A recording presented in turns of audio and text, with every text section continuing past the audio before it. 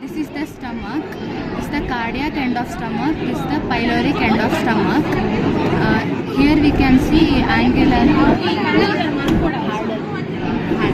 This is bit harder in appearance, and this cardiac end is smooth.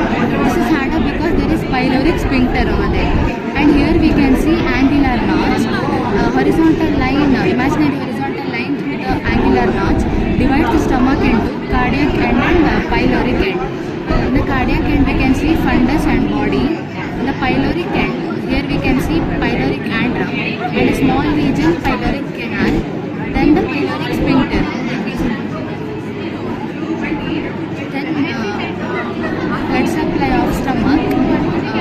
Refer textbook. But here on the lesser curvature, there will be right and left gastric arteries anastomosing, and on the greater curvature there will be right and left gastric epiploic arteries anastomosing, and there are also splenic hepatic